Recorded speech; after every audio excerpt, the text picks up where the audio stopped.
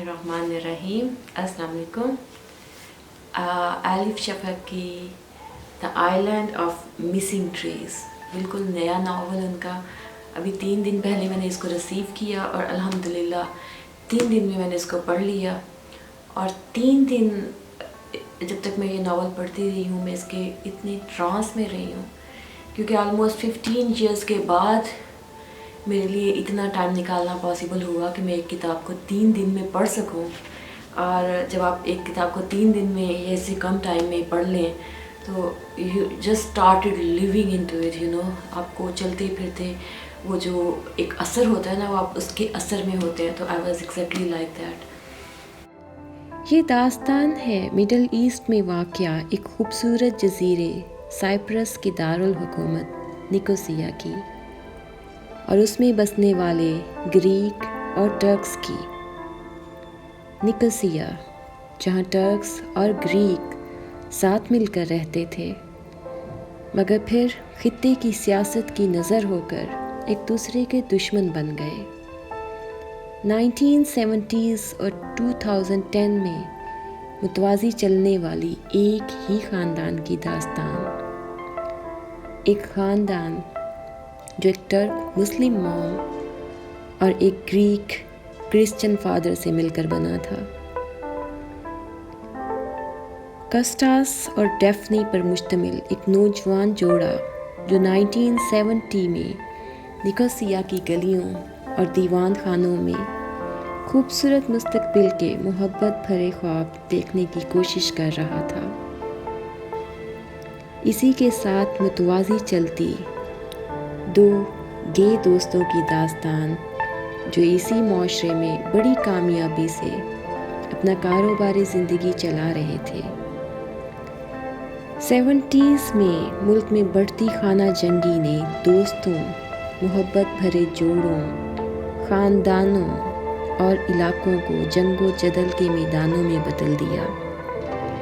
किस तरह से कौन से किरदार इस जंग में से सर्वाइवर बनकर निकले और कौन थे जो इस जंग की नज़र हो गए। अपने रिश्तों और मोहब्बतों को बचाने की कोशिश करते हुए इंसान कई टुकड़ों में बदलते हुए अपने घरों, कारोबार, ख़ानदानों को ख़त्म होते हुए देखते और बचाने की कोशिश में मसरूफ़। जंगें और नफ़रतें इंसान और इंसानियत से क्या कुछ ले जाती हैं। ये नावल इन सब की एक खूबसूरत लेकिन तकलीफ़ देह दास्तान है। मिसिंग ट्रीज से हो सकता है बहुत सारे लोगों ने ये सोचा हो कि ये कैसा टाइटल है, ये कैसा नाम है, इसमें कोई शायद जंगलों की दास्तान होगी, शायद दरख्तों के बारे में बात की हुई होगी, क्या होगा इसमें। It doesn't seems interesting, you know. लेकिन मैं आपको बताऊं कि ये नावल जो है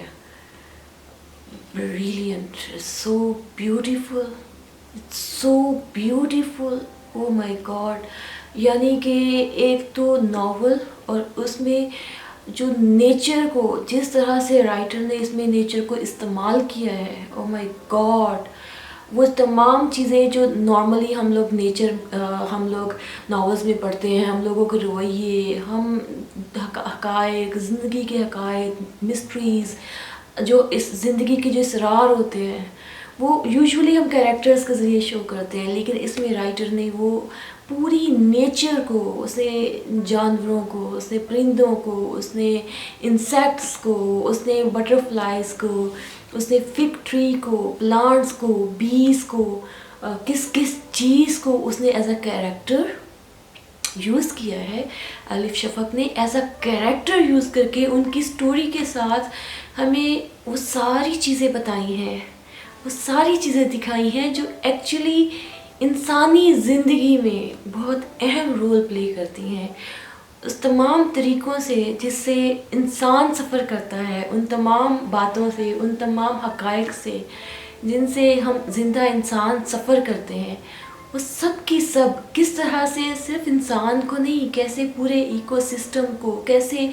नबातात को, कैसे हैवानात को, कैसे छोटी से छोटी बी को और बटरफ्लाई को भी ये चीज़ें किस तरह से मुतासिर करती हैं। शी एलेबोरेटेड सो नाइसली कि आपको जो एक नावल का जो मज़ा है वो तो है ही है, वो आप उसमें जो वोकेबलरी, जो इम्प्रेशन, जो खूबसूरती एक नेचर की आपको इस किताब में नज़र आती है। Oh my God, it's amazing. यानी कि अगर हम आलिफ शफ़क़ का देखें ना, तो जिस तरह से आलिफ शफ़क़ ने 40 रूल्स ऑफ लव में एक मिस्टिसिज्म को बिल्कुल गूंद दिया था कॉन्सेप्ट के साथ, कि उसके अलग करके देखा ही नहीं जाता था, तो इसमें आलिफ शफ़क़ ने बिल्कुल उसी तरह से नेचर को इतना मिक्सअप कर दिया है नावल में, इतना can not think about it कि उसके बगैर ये नावल हो सकता था। फितरत जिसमें मौजूद पौधे और परिंदे, तितलियाँ और चूंटियाँ, शहद की मक्खियाँ और मछलियाँ, सब के सब एक दूसरे का ख्याल रखते हैं, एक दूसरे की हिफाजत करते हैं, उनसे राब्ता रखते हैं। आलिफ शफ़क़ ने फितरत की तमाम तख्लीक़ात को अपने किरदारों की तरह इस्तेमाल करके न सिर्फ़ उनकी नज़र से एक मुख्तलिफ़ नुक्ते नज़र पेश किया है, बल्कि इंसान को ये भी याद दिलाया है कि दुनिया और ज़िंदगी की मिस्ट्रीज़ में फितरत का अपना ना सिर्फ हिस्सा मौजूद है, बल्कि बहुत ही मुतहरिक किरदार भी मौजूद है। आँख भी ना हो तो तमाम तर ज़िंदा वजूद अपना मकाम रखते हैं, राज़ व इसरार और अपने हक़ाइक़ रखते हैं। अगर दीदाए बीना ही ना रहे तो इंसान के लिए इंसान भी अपना मुकाम खो बैठता है।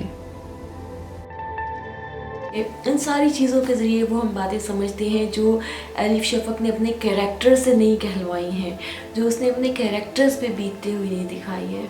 बहुत ही खूबसूरत तरीके से। That's why the name is the island of missing trees. She really used the symbol of trees and all the other characters. Fig tree बहुत ही इंपॉर्टेंट रोल है, बटरफ्लाइज बहुत ही इंपॉर्टेंट रोल है, बीज, बहुत सारे कैरेक्टर्स जो नेचर से उसने लिए हैं इस तरह से, और वो एज अ सिंबल बहुत एक्टिव रोल प्ले करते हैं। बहुत ही डेप्थ उसके साथ हमें इस नावल में मिलती है। ट्रीज़ को हम यूजुअली हम जब बात करते हैं तो हम एक इस्टेब्लिश स्टेटस की बात करते हैं। हम रूट्स की जब बात करते हैं तो हम इस चीज़ की बात करते हैं कि इंसान कितना अपनी ज़मीन में अपने आप के साथ, कितना अपने असल के साथ अटैच होता है। और ये सारे सिंबल्स वो हैं जिनको यूजुअली किसी न किसी सेंस में इस्तेमाल किया जाता है, लेकिन बेसिक नावल का जो थीम जो खुद किताब बताती है, वो किताब भी यही बताती है। To immigrants and exiles everywhere, the uprooted, the rerouted, the rootless, and the trees we left behind, rooted in our memories. ये वो लाइन्स थी जिसकी वजह से मैंने इसको इमीडिएटली 3 दिनों में पढ़ लिया, बिकॉज़ मैं जो कि खुद एक बहुत लंबे अरसे तक ओवरसी रही हूँ और मैंने ये सारा कुछ अब खुद देखा है, सहा है, वो सारे प्रॉब्लम्स, वो सारी चीज़ें जो आप अपनी जगह से जब उठ के कहीं और चले जाते हैं, एक नई जगह पे जब सेटल होते हैं, तो आपको कौन कौन से प्रॉब्लम्स किस किस तरह से आते हैं, जो कि मैं खुद इसमें से गुजरी हूँ। तो it was so appealing to me, और इसलिए मैंने इसको फटाफट, because we want to relate, we need catharsis. हमें चाहिए होता है कोई हमारे लिए बात करे, हमें चाहिए होता है कि कोई हमारे प्रॉब्लम्स की ऐसे प्रॉब्लम्स को शेयर करे, कोई बताए, कोई बात करे, कोई वो बात कहे जो हम कहना चाहते हैं। शायद इसी वजह से मैंने इसको बहुत जल्दी पढ़ा। और शी पोर्ट्रेट ब्यूटीफुली वो जो दुख हम लोगों के अंदर होते हैं, वो जो जिस तरह से हम सफ़र करते हैं अपनी ज़मीन से ख़ुद को लहदा करके, अपना माजी, अपना मुकाम जो ज़िंदगी में होता है, अपना जो हाल होता है, आप उससे जब ख़ुद को तोड़ के दूसरी तरफ लेके जाते हैं और फिर वहाँ पे दोबारा से ख़ुद को ज़िंदा करने की कोशिश करते हैं, दोबारा से वहाँ पे ख़ुद को इस्टेब्लिश करने की कोशिश करते हैं। इट्स रियल पेनफुल एक्सपीरियंस, और वो सारा कोशिश की आलिफ शफ़क़ ने कि इसमें बहुत अच्छी तरह से बयान किया जाए। اس کے علاوہ ڈفرینسز، انسانوں کے ڈفرینسز، کن ڈفرینسز کی بیس پہ اچھے خاصے رہتے ہوئے علاقوں میں، اچھے خاصے لوگوں میں کس طرح سے سکوت ڈھاکہ ہو جاتا ہے، کس طرح سے پاکستان اور انڈیا دو ملک، ایک ریاست میں سے دو ملک نکل آتے ہیں، اور کسی طرح صرف ہمیں لگتا تھا کہ شاید صرف پاکستان اور انڈیا ہے، دنیا بھری پڑی ہے ایسے واقعات سے جہاں پہ صدیوں کے رہتے ہوئے لوگ ایک دم سے ایک دوسرے کو دشمن ہو جاتے ہیں، اور جنگوں کی وجہ سے وہ ایک دوسرے، کس طرح سے ان کو ہجرت کرنی پڑتی ہے، کس طرح سے ان کو اپنے علاقوں سے نکلنا پڑتا ہے، اور پھر جب وہ لوگ اپنے علاقوں سے نکل جاتے ہیں، اپنے ماضی سے، اپنی فیملی سے، اپنی روٹ سے دور چلے جاتے ہیں، تو پھر وہ کس طرح سے ساری عمر ان روٹس کے لیے بلکتے رہتے ہیں، ان کے بغیر خود کو ادھورا محسوس کرتے ہیں، اور وہ کبھی بھول نہیں پاتے۔ یہ ایک بہت بڑا تھیم ہے، بہت امپورٹنٹ تھیم ہے اس ناول کا، کہ انسان کے لیے بھولنا کتنا مشکل ہے۔ انسان جب بالکل اپنی جگہ سے اکھڑ جاتا ہے تو وہ اس جگہ کو، اپنی اس مقام کو بھول نہیں پاتا، وہ اس کو اپنے ساتھ ساتھ لیے پھرتا ہے ہر طرف، اور یہ انسان کے لیے سب سے بڑی ٹریجڈی ہوتی ہے کہ انسان بھول نہیں پاتا۔ مجھے اس سے وہ اروندھتی رائے کا وہ والا ڈائلاگ بھی یاد آیا، جو ان کا جو لیٹسٹ ناول تھا، لاسٹ ناول،